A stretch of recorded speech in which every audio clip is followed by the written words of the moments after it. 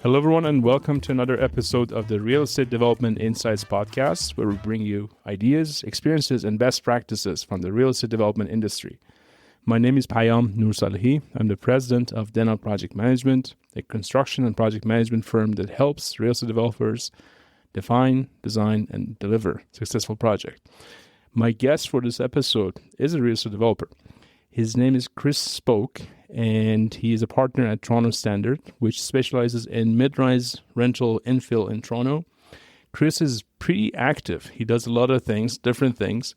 And if you look him up online, you're going to see that he is involved in his own podcast, The Hawktown, which I definitely suggest people check it out. He publishes a lot in Globe and Mail, The Hub, and pretty much anywhere that people talk about related issues on housing, planning, and policy. And he's also one of the founders of the Missing Middle Summit, which is a great event. For those of you who have not attended, I definitely suggest you do. I had the pleasure of attending their event this year, and it was fantastic. And in this episode, we're going to dive into Chris, his background, his future, hopefully his vision, and we go from there. As always, you can go to our website for all the relevant information on the podcast, on Chris, what their company does. And please remember to subscribe to the show. And even better, tell others to follow us and we can grow the show together. Hey, Chris, welcome to the show. How are you doing today? Thanks for having me. Doing well. Keeping busy. Fantastic. Thanks for being here. You're an interesting character in the world of real estate development in the city of Toronto. And I mean that in a very best positive way. You guys are pretty active. You are a different profile than what I'm used to dealing with when it comes to real estate development. I'm going to ask you to take us back and give our audience a little bit of a unofficial intro on who Chris is, aside from everything that we can read and find on the website and online. Who's Chris? I am a partner in a rental development firm here in Toronto called Toronto Standard. We focus on infill, midrise, missing middle to midrise rental projects that we intend to hold for the long term.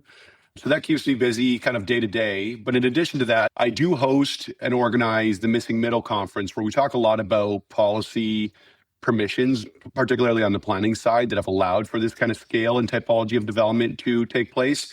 And there's this emerging group of developers that are focusing in on this scale.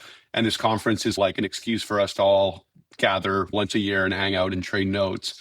Other than that, I've been talking about housing policy, thinking about housing policy, writing about housing policy since at least 2015, and that hasn't really slowed down. That's good. And yes, the event is great. 2015. When I was doing my homework for this podcast, I came across your life a little bit before 2015. You come from a digital background. You're not our typical from a construction or architect or investment type of person who walks into the development side. Why development? Yeah, I think I come to development in an atypical way, or I had like a non-traditional path to get here. I started in just being interested in housing policy. And I was working, as you mentioned, in kind of various digital fields. I worked for digital agencies. I worked for startups. I had a couple of my own small startups, nothing kind of very notable. But around 2015, 2016, I started getting very interested in housing policy generally. Around 2017, I actually created an organization to advocate for more, we could say, liberal land use rules. It was like Toronto's first true YIMBY group, YIMBY meaning yes in my backyard. And through that process of advocacy on the policy side, I got more and more familiar with the industry, and it became more and more interesting to me. And through a series of random events, ended up taking a job for a mid-scale developer here in the city called the Benvenuto Group, and did that for a few years, and then kind of left. I was doing some real estate deals side of my desk while I operated my own software agency called August. And this business that we're running now is only 2 years old. So there are three partners. Us three partners, we've been doing deals and building small projects for longer than that, but never under a unified brand and never as a full-time focus. So that is actually relatively new. Okay. So before we dive too much deeper into this mix, was there an aha moment? Did you have an aha moment when you switched roles from an advocacy perspective and someone who's interested to someone who's now knee deep and has skin in the game? Was there an aha moment that you're like, oh, I didn't know this is going to happen, or I wish I had known this one thing before we got started? It's mostly been positive. The reason for the pivot was there were a few reasons. One, I just got tired of the advocacy game and of working with not for profits. The whole not for profit scene, I think, in many ways could be both helpful at the margins, but also very insular and toxic, even. So it's just not like where I wanted to spend my career. And then you talk about something for long enough, and at some point you actually want to do it. You don't want to just be a talker. The idea of talking about the need for more housing is great, but I wanted to actually contribute to that, to actually build more housing. Obviously, when you start a business, there's a lot more risk. There's a lot more involvement. As a real estate developer, I often mention to people who are interested in starting a life as a real estate developer that what really sets a real estate developer apart from someone who has a job at a real estate development company or who works for like a consultant or architecture firm or something like that is your ability to raise money and to guarantee debt. And these are two things that like don't come naturally to me. And there's like a certain risk tolerance that is required. Those are things that are now very much a part of my day-to-day life and considerations that just weren't before I was in this business. So if you were going to go back and give yourself a couple pointers after now, a couple of years of doing this, what have you learned on those key skills? Do you want to share it with our audience here? I think no real secrets, right? Like, I think you just have to do it. You have to deliver on projects. You have to build a reputation as someone who knows how to buy well, how to manage an entitlement process well, how to build well. And if you do that consistently for a long enough time period, there are dollars out there that are looking to park themselves, in our case, in rental projects for the long term. They just want to make sure that the developer knows what they're doing. And I think some of that you could demonstrate through your knowledge and experience, but some of that you have to demonstrate over time through a track record. I don't think there's a way to really shortcut it. Even now, I mentioned that our business is quite young.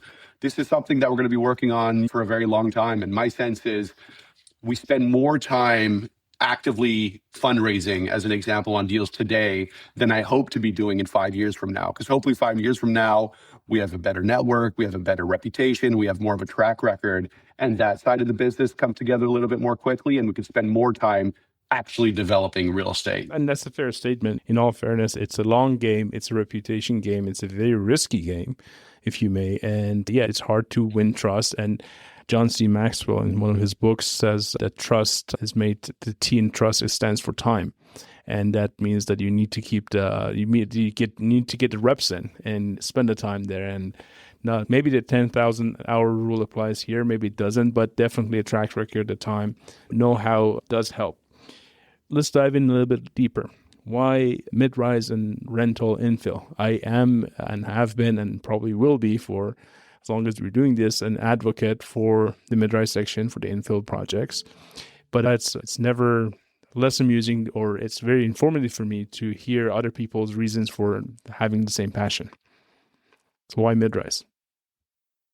Yeah, it's interesting. We started with a preference for rental as a tenure. And I think this really comes from like a long-term orientation and our optimism for Toronto as a city. We're bullish on Toronto. We think that over time, people will continue to want to move here, that employers will continue to want to locate here, and that the city looks even better 50 years from now than it did 50 years ago, or certainly today. So if you think about a city that you love, that you think has a bright future, one way to bet on it is to build real estate and to own real estate for the long term in that place. So that's what attracted us to rental. The mid-rise scale always felt comfortable to us because we come from having built a number of smaller scale 2, 3, 4-story multiplexes on our own. And then I come from a background of having rezoned and entitled high-rise buildings. And this mid-rise scale for us feels like a natural progression from what we were doing on our own, but still at a scale that is both meaningful and interesting enough to build a business around, but also like lower absorption risk, lower, in many cases, planning risk than like high-rise projects. So we like the scale, we like the tenure, and then it just so happens, this is really coincidental, that when we started this business, that was really the only scale and tenure that worked economically because of the state of the condo market. So the timing in some senses was very good. Okay, that's a fair point. And I want to try and play the devil's advocate here for a second. Okay, I've been trying to talk to the city officials, and we've had meetings and we've had conversations about different avenues, different policies, and I'm sure you have a lot to say about that.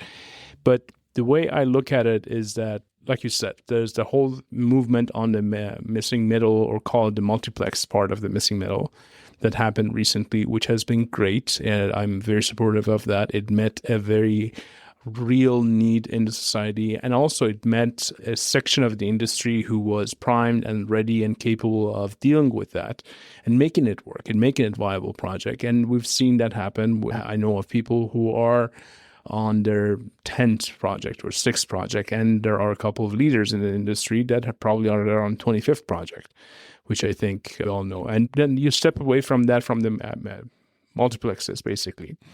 And then you go a little bit higher. You go through call it, I want to say the 4 to 6 story range, which is part of the whole major street initiatives that is happening recently. And then above that, you go through the avenues, 6 to 11 stories. That's your typical mid-rise, and the high, like taller mid-rises, which is above that. I want to focus on the 4 to 6 stories because I think that's one of the places that is very necessary. But at the same time, me being involved in the construction costs and the development costs and the performance, I'm scared of it. When I talk to developers, I'm like, these numbers to make work on a 4 to 6 story, it's very hard. Like, I'm wondering what you feel. How do you think about that? Yeah, I think 4 and 5 is very hard because at 4 stories, you're kicking into a different part of the building code, part 3, which comes with its own set of construction requirements, including most notably, maybe most expensively, a sprinklering requirement. At 5 stories, there's no way around an elevator. And typically, to overcome these escalation in construction costs that come with triggering new building code requirements, you need to make it up through density, through additional units in a leasable area. 6 stories, 6 stories you could still build in Ontario as stick frame. So we have a friend, Gabriel Fain, an architect who's designing for Sierra Communities here in the Junction. Our office is in the Junction, and he's designing a 6-story rental building, 33 units that'll be fully stick frame, including stick frame shafts for the elevator and scissor stairs, which is quite, for Toronto, quite unique, and obviously much less expensive than concrete or steel. Like we like going up to 3 stories in some scenarios because you're staying to part 9 of the building code. If we're going above 3 stories, we probably want to jump straight to 6. We have built some 4 stories in the past, but I think 4 and 5, it really has to be the right site that you could purchase at the right price to make sense. And we do, for what it's worth, we do have a site that we're now building to 4 stories. And this one works well because we've got the site at a great price. It's 1-minute walk from a subway station.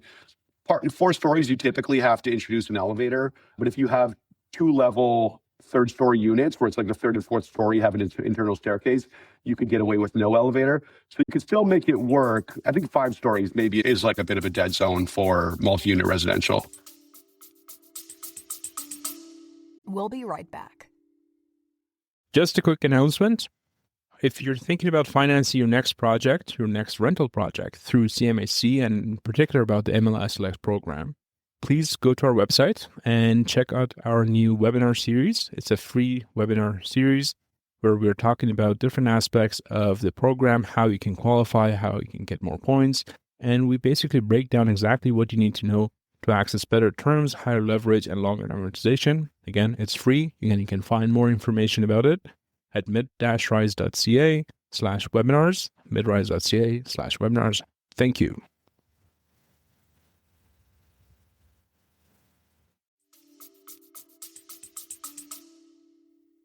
And to your point, most of the time, if you were to start a project right now and pick up land, and mind you, these days the land prices have gone down a little bit, but at the end of the day, getting around the requirements that you need to get on basically on a called a multi-family building, multi-dwelling building, if you think about the hydro and requirements, the image requirements, and multiple different things that kick in, at least in my experience, has been very hard to, or make it very expensive for the performer to work on that scale. And I guess the threshold of 6, which I agree, if you're not going to do 3, go all the way to 6, and it's probably a better bet to deal with a 6. And I think the caveat to that is also don't go to 7. Because if you, based on the current building code, the minute you go from 6 to 7, all of a sudden a whole bunch of different things apply to you, which increase the cost of the building, increase your fire ratings and requirements, which frankly, on a small infill site, it's very unlikely that you would pick up enough new rentable or sellable space to balance off what you basically have to put up with, right? So our suggestion to our clients have been, okay, you 3, 6, and 8 and above is probably what to look at. Do you agree with that? I think that's generally right. And I think that you did flag another interesting threshold, which is for electricity service. So as soon as you're moving from a 400 amp service to a 600 amp service, and usually what that means practically is going from like a pole mounted transformer connection to a pad mounted transformer or a voltage transformer on your property, that's a major jump. To go, as soon as you trigger 600 amp and you have to place a transformer somewhere on your property, you have to have, in our estimation, probably a unit count above 40. So that's another one of these thresholds. But yeah, generally agree with what you're saying. Yeah. And I know I actually heard you talk about the fact that I think on one of your projects you had previously mentioned that you guys could have gone to 10 units and you didn't. You stayed at 6 just not to have to deal with that. Did I get that right? We've done a few things. So on some projects, we'll go to 10, even though we could fit in more because we don't want to trigger site plan control. On some projects, we could go to 8 or 9 and we'll stop at 6 because we want to take advantage of the DC exemption. It's really like a silly and maybe even a crazy way to underwrite deals, but it really is a consequence of policy. And the way policy is designed in Ontario, certainly in Toronto, you do have these major benefit cliffs at these different thresholds. And I think there's probably a smarter way to do that. It doesn't make sense, for example, that if you build a 7-unit multiplex, you pay 7 development charges. And if you build 6 units, you pay 0. That doesn't make any sense. Maybe on the 7th, you should pay 1 or something like that. Nevertheless, this is the game. This is the board as it's laid. So we play with the rules that are available to us. And to top up what you said is that like the old wisdom in development has been the more the better. Get more intensity, just build more, build higher. But I think that rule it's not necessarily does not necessarily apply to mid-rise scale because, like you said, there are instances where you're going to have actually your marginal improvement is going to be depreciating, so it's not worth it. Like cost of improving, adding another unit, costing of adding another floor is actually detrimental. So you mentioned policy. Let's talk about policy. If you were to pick one policy today that you were talking to our chief planner, let's say, Jason Thorne these days, and let's say, Jason, there's one policy that we think that if you think about it, you change it, you modify it, it will really help us catapult this section of the market. What would be that policy? Yeah, so naturally I could think of 100 things, but if I have to land on one, it would probably be something that to their credit is already in progress, but it's not completed. All projects at this scale should be as of right. They should not require a zoning bylaw amendment process. Maybe in some cases it makes sense to have like a committee of adjustments process for minor variances. But the idea that you have to go through a lengthy and expensive and frankly political zoning bylaw amendment process for a mid-rise building could often be a total killer.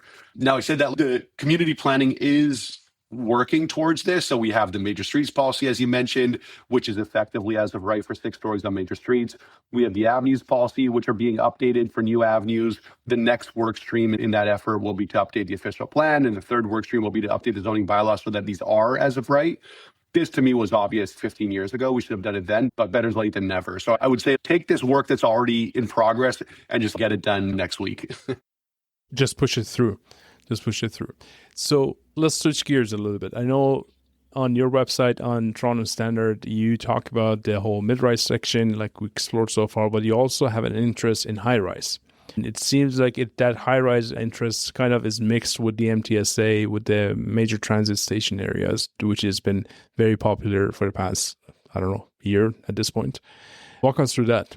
How does that shift of mentality works, and how does that looking at a project work, and how is it different?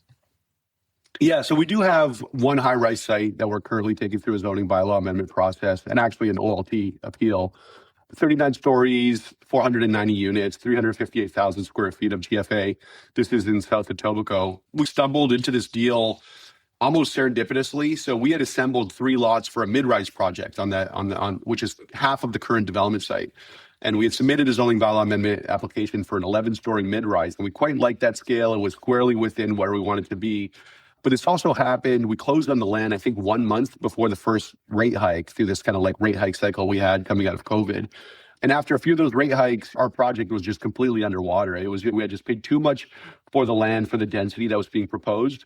So to dig ourselves out of that hole, knowing that we were within a protected major transit station area, that we had close proximity to the Long Branch GO station, we thought that if we could increase our lot area, we could probably fit a high-rise building, and a high-rise building would be supported by planning. through a series of like negotiations and outreach, we bought a plaza, which was located to the west of our property. It effectively doubled our lot area and allowed us, give us enough of the separation distances you typically need around towers to submit an application for a tall tower. And we went through the process, worked very closely with city staff, had a positive planning report recommending approval, but ultimately, I think for mostly political reasons, a decision was deferred, so we just appealed, and now we're going through an appeal process. Do you see any major difference in the way you look at a high-rise building versus a mid-rise infill project? Yeah. To start, we have a completely different consultant team. The consultant team handles a lot more of the development management. So our architect, for example, Studio JCI, was a great architect, but also a great project manager where they do a lot more of the stick handling. All your materials are like more polished, more refined, probably more than you need, but you want to put together a good package and your best foot forward when you are proposing a high density tall tower like this. When we're going through a similar process for a mid-rise building, our design costs, our soft costs are a fraction of what they are for a tall building. So that's the first thing. We're also underwriting mid-rise much more conservatively in the sense that we're doing a lot more research on pretty much every line item in our pro forma and validating it. Whereas we know there's some margin of error, there's some room for more contingency on tall or high-rise buildings. So on mid-rise, you just have a slimmer margin of error. So like all the way down to like your 16 divisions of construction costs, you have to have a pretty high confidence that you're estimating your costs when you're forming your pro forma and ultimately landing on a residual land value and paying for land. So everything is tighter and requires, I think, more diligence on the mid-rise side. And I want to just continue the same train of thought because I think it's important for our listeners if they're new to the game of development and they're thinking about these multiplexes and missing middle types of projects that with the same logic, the smaller you get, the lower the margins, the more diligent you need to be. It's actually not the other way around. If you're picking up a site that only could potentially afford $100,000 in contingencies, that's much harder from my perspective to make the right decision throughout the process compared to something that you might have $2.5 million of contingency on the job. Mind you, yes, on the bigger jobs, there are many more things that can go wrong, but you typically, in my experience at least, you have the time, you can plan for it, and you most of the time you have the wherewithal. The team that is behind it has the wherewithal of pulling it together if the time comes. I don't know if you have any different experience on that. I totally agree. The way I think about it is often on very large projects, you're much more exposed to like macro trends. If there's a major change in immigration policy, if there's a major change in interest rates, you really feel it because this is in our case, like 490 units. It could really make a difference. If you're just trying to lease up 30 units, you only need 30 people to want to rent a unit versus 490. So I think it's a little more sheltered from macro trends, but it's a lot more vulnerable to these kind of micro conditions you mentioned. If we are within some separation distance of a high voltage power line and we have to relocate it, it's the same cost, whether we're building 40 stories or 4 stories. And obviously a 40-story pro forma is much better able to absorb that unforeseen expense. So totally agree with that. And with that said, you opened another can of worms that unfortunately there's a lot of worms in it. With an urban infill project, there's almost a 50% chance, depending on which side of the street you're picking up the parcel of land, that you will end up in the proximity of the high voltage wires or some sort of pole or wire, which will prevent you from working. And I highly encourage anyone who's looking at a new site to check the proximity to the wires, to the pole, and be careful about Toronto Hydro's, especially Toronto Hydro's updated the guidelines, which they shifted the requirements from 3 meters to 5 meters a couple of years ago, very quietly, very under the radar, and caught a whole bunch of people by surprise, unfortunately. Let's talk about long-term ownership. You, as your investment thesis, you have being a long-term owner-operator, seems to me as part of your mission or vision, at least. Why? Again, I think it comes down to our optimism for the city as a whole. We think that putting down roots and betting on Toronto's future prospects is like a good bet. In the process, it's not a passive bet. We're also improving these streets and improving these neighborhoods through our development efforts. The idea is that we kind of benefit from that over the long term. Even when the condo market is more normal than it is today, typically like a condo pro forma looks better on year one of occupancy than a rental pro forma does. But the further out you project, and this really comes down to the alignment with your equity partners, the further out you project, the better rental looks. And I don't think it's a coincidence that Toronto's richest families, almost across the board, are families that have owned rental in Toronto for a very long time. So that's quite attractive to us.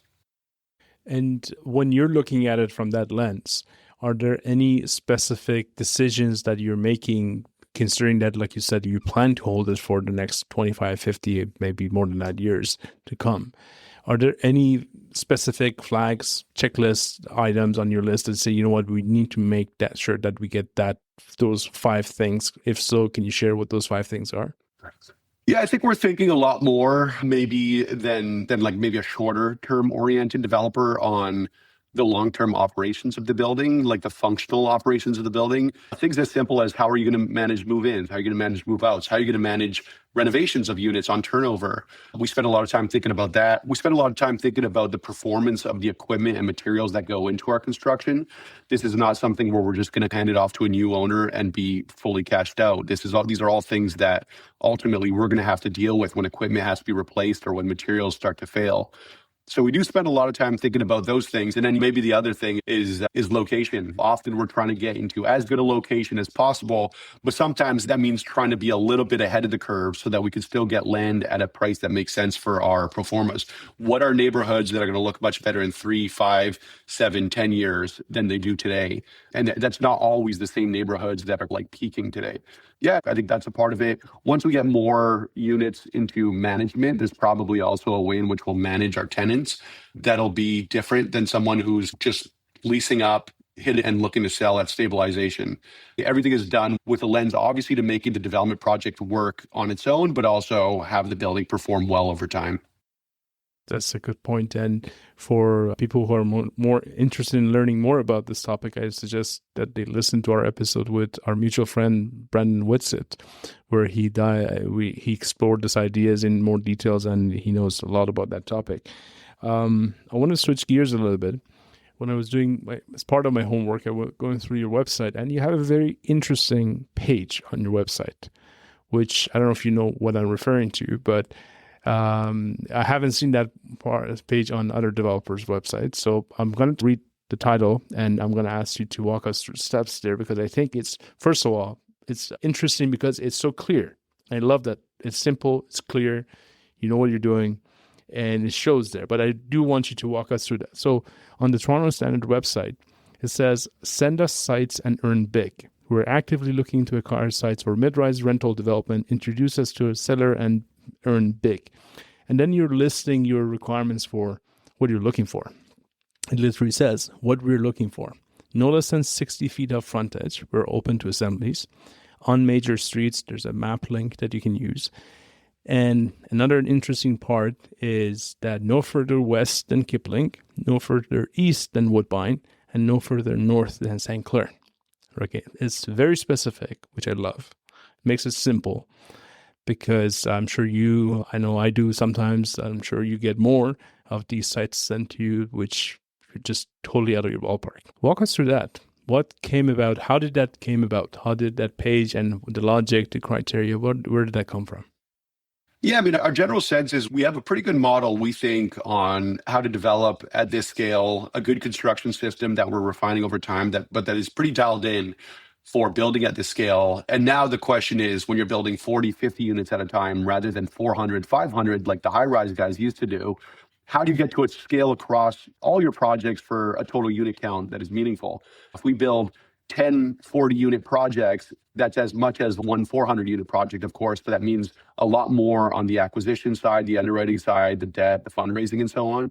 So this is really an effort to get more inbound deal flow.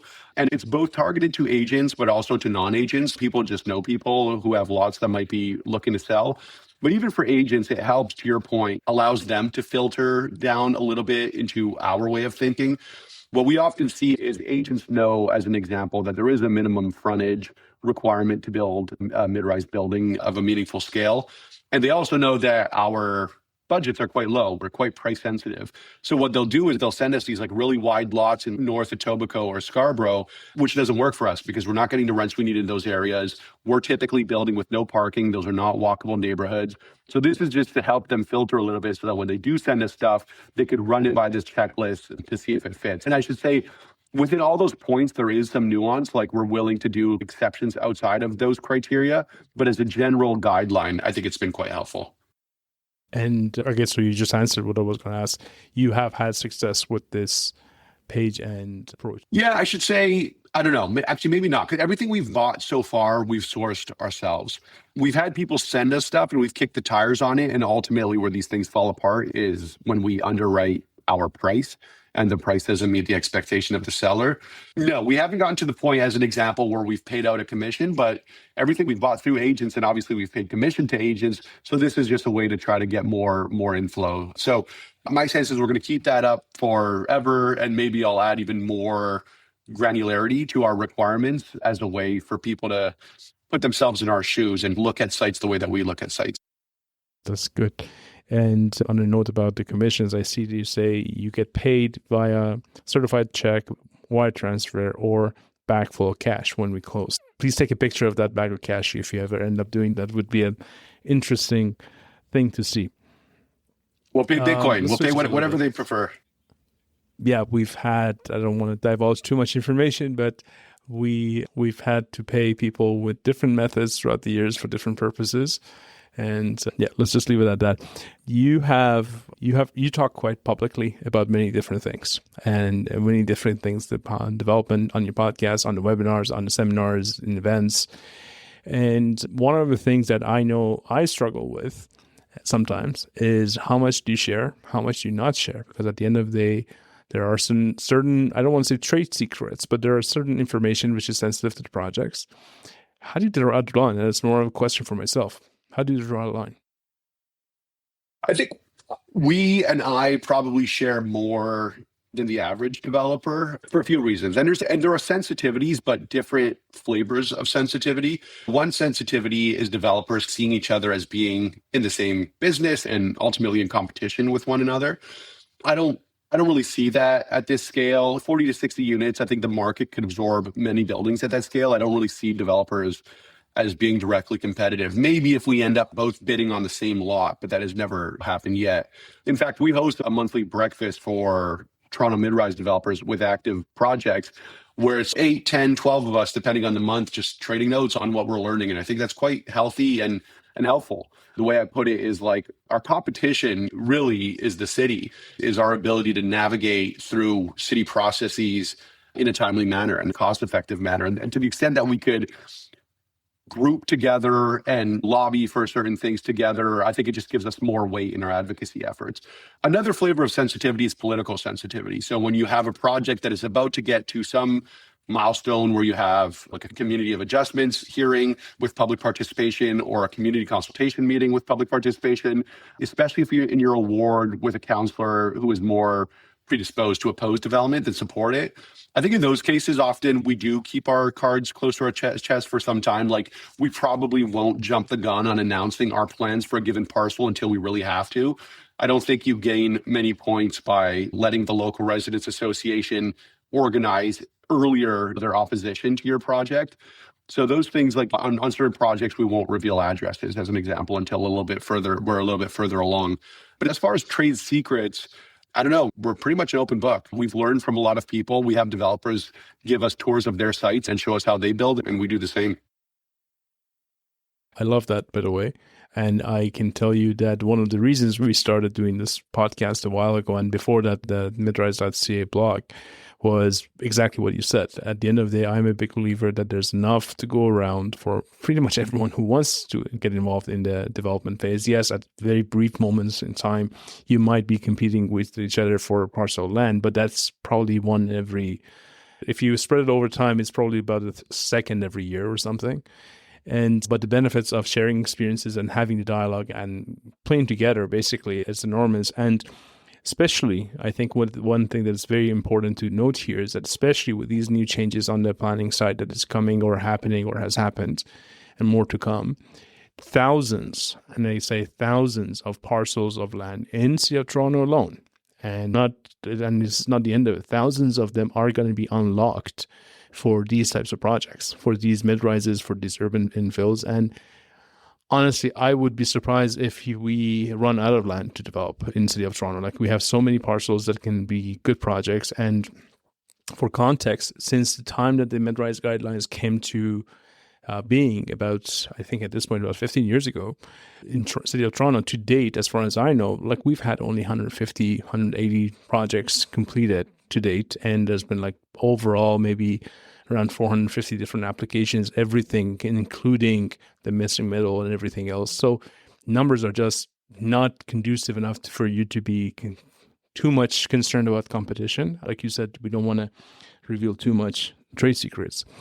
What are some of the industry trends that you see? We talked about the population, we talked about planning. Do you see any trends in the day-to-day operation of the buildings or technology or anything else? Anything that you see, you know what, this is interesting. I don't know, like AI seems to be the topic of the day every day we go, everywhere we go these days. I'm still on the fence. I don't know where we sit with it. But is there anything that comes to mind that you're thinking about? I often try to think about, rather than new kind of secrets, what are some old secrets that we've just forgotten? We're not doing anything that's crazy new. Even like the way that we're building often is with prefabricated components, like precast concrete floors, precast concrete shafts, panelized cold form steel wall panels. Like, these are all 60, 80, and in some cases 100-year-old technologies. Some of the materials have improved over that time, but we're not talking about anything that's all that new. And what's enabled it, more prefabrication in Toronto more than anything, is we've had a recent update to our mid-rise design guidelines that have allowed for simpler, boxier buildings without these kind of like step backs at every floor that were required in the old mid-rise design guidelines. And this is not like a new way of building. Yeah, the wedding cakes. This is really just re-permitting a form of mid-rise development and construction that was always the go-to. If you travel around older North American cities, like, all buildings are boxes. We're getting a little bit closer to getting back to buildings as boxes. So on the construction side, nothing crazy. I will say maybe one thing that's a little bit new is just the availability of high quality Chinese materials. So you think about like flooring, fixtures, even windows, some mechanical equipment. The reputation in the industry when I first got involved, let's say 10 years ago, was that China was cheap, but it was also cheaply built. It was low price, but also low quality. What's happened, as far as I can tell, over the last 10 years, and there's a lot of variance, so it really matters on who your supplier is, but China now builds some of the highest quality materials and fixtures and windows and everything else at a lower price. And your ability to navigate that market is often like a real edge that you could have in construction. And this is not something that I'm coming up with originally. Like, most developers in Toronto are trying to source their kitchens or whatever from China and getting like really high quality stuff. I think that again, getting stuff from China is not new, but getting high quality stuff from China is a little bit new. On the buildings operation side, we actually like default to lower tech things. As an example, unit entry access. Like, often you'll have these kind of like smart touchpads and so on, facial recognition software and all this stuff. I still like keys. I like things that don't require batteries to be swapped out by property management once a year. We're thinking, as you mentioned, long-term with our buildings. So often that means like reducing the potential points of failure. And often technology does introduce a new point of failure if it's not been vetted and filtered over time. So I don't think we're doing anything crazy new there. We are often, when we're designing our indoor amenity space, defaulting to co-working spaces, which again might not have been something people did 5+ years ago. Now, post-COVID, more people have hybrid working arrangements, where I think that does make a lot of sense. But more than anything, we're trying to like dial in the fundamentals as smartly as possible. And often that means doing things the way that people have been doing it for a long way. And in some rare instances, look for new things. This is coming from a software background. I'm very interested in technology generally. I also think that sometimes you could take on too much risk in a 40-year asset if you go for the shiny new bauble before it's been properly vetted. Yeah, and I agree, and I totally agree with you on the technology side of things. And we have talked on this podcast, I think, a couple of times before about using new technology in construction. And sometimes we're, as construction people, we're accused of being behind and being laggard, if you may, on the technology curve. But which I have to admit, I was in that camp for a long time. And at some point, I changed my mind because I realized that some of the decisions we make have very long long term and long time effects, which can go wrong, will go wrong, and you will just end up paying for it 5, 10, 15 years down the road, such as some of these called untested on technologies that you just mentioned. And just be careful with the technologies that you pick, especially the new ones. There's a good reason the old stuff still works. I have been involved in multiple innovative projects with new systems. I have nothing particularly against that, but at the same time, if you want to use it, just be careful that you might need to replace it 5 years down the road because that facial recognition system or that RFID pad or something got updated and now it's out of date and you have to retrofit the building for it. We have a role play section at the end of the podcast or toward the end of the podcast. And I know you have a lot of opinions, if you may, on policy. We talked about the planning at the municipal level, so I won't ask you to talk there. But let's say we could give you one question to pitch to federal, let's say Mark Carney, or provincial Doug Ford for 5 minutes to help them improve the situation, help them facilitate, help them get us out of the hole that we're in right now. Does anything come to mind? A lot comes to mind. So again, just as with my municipal answer, I'll try to stick to one thing. For all these guys, I've got dozens, if not hundreds of ideas. What I might ask Mark Carney for is he's been copying a lot of Pierre Poilievre's policy proposals, and I think that's mostly a good thing. The one that he hasn't yet copied is this idea that if somebody sells a business in Canada, they should be able to defer paying capital gains as long as they reinvest proceeds into another business, including the business of real estate development. In the United States, they have this tax treatment called the 1031 exchange, where if you sell a piece of property, a real estate building, as long as you reinvest it, you can defer capital gains. And what that does in practice is it unlocks assets. You have a lot of people who own plazas, apartment buildings, parking lots in Toronto, who have no reason to operate it and aren't really interested in operating it, but they don't want to sell it because they don't want to be hit with that capital gains tax. If they're able to defer it, they might sell it and roll the proceeds into a new project. And those underused sites would come into development. And then, of course, the proceeds of those sales could be reinvested on the equity side. And equity is always a constraint in real estate development. So that would be my pitch to Mark Carney. Doug Ford, probably I have more ideas for Doug Ford than either the federal government or the municipal government, because the provincial government has all the levers and all the power. But again, if we had to zero in on one, it would be a modernizing process of the Ontario Building Code, including for things like single means of egress to higher heights at minimum 6 stories, to European standard elevators, which are smaller and much more affordable. I think we're going way too far on some of these energy efficiency and accessibility requirements that often act against the interest of energy efficiency and accessibility because they kill the viability of projects altogether. So I think the building code has escaped a lot of political scrutiny because people think of it as just a purely technical document that does not incur any trade-offs. But as we know, working in development, there are always trade-offs. You can make the building code as safe and accessible and as energy efficient as you want, but if I can't build any buildings, there will be no buildings that comply with this perfect code. So I think there's a lot you could do to modernize it and pare it back. And often just aligning it with other jurisdictions around the world, including European jurisdictions that are much better at building housing than we are back. And amen. The building code comment, which is, I think, very important one, has to do with the fact that developments don't happen just on the planning side. Developments happen in an ecosystem, if you may. There are 1,000 items that a developer needs to get right for the project to work. Probably a handful of them has to do with the planning, which is very important, don't get me wrong. Well, it has to do with the policy. But as long as your building code is there to hinder you with all the, I want to say, outdated per se, requirements or too much stringent items that we've talked about on this podcast. We've had Conrad Speckert here. We talked about the single staircase. We had Jack Keys. We talked about the height of the building and fire requirements. And I know both of them are very actively working, but at the same time, I know that pretty much the whole discussion about the fire escape and the two-stair access seems like it's not going to go anywhere until 2030, which is, in my opinion, very late for such a big change to enable a very high number of smaller projects to become viable. I know cities trying to put together an alternative solution library that could help the process and say, okay, we've already done it once, go figure out how did we do it there. But based on what I'm hearing on the streets, it's still far from being practical, if you may. So I think that's a very important note.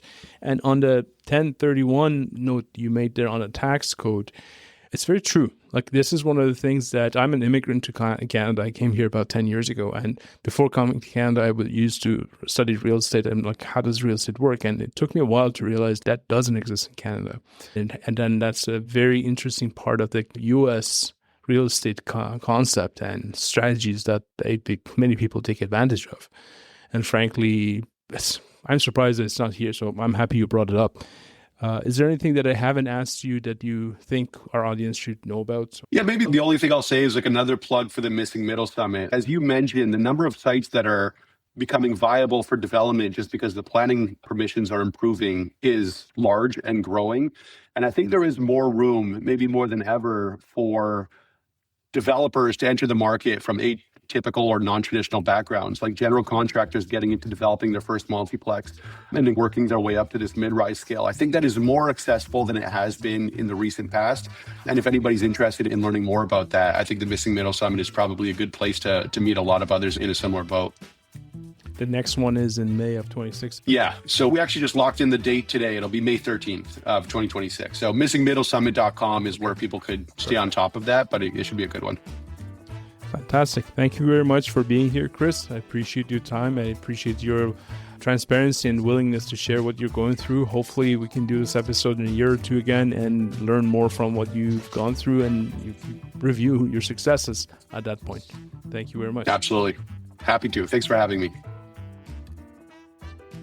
Just one last thing before you leave, please make sure to visit our website. We have put together a whole bunch of different resources that you can download for free from our website. These include checklists, manuals, and also access to previous webinars. In case you have missed any of our previous webinars, you can go there, get the replay link, download the slides, and benefit from all these free resources that we've gathered on the website. Please make sure to visit. Thank you.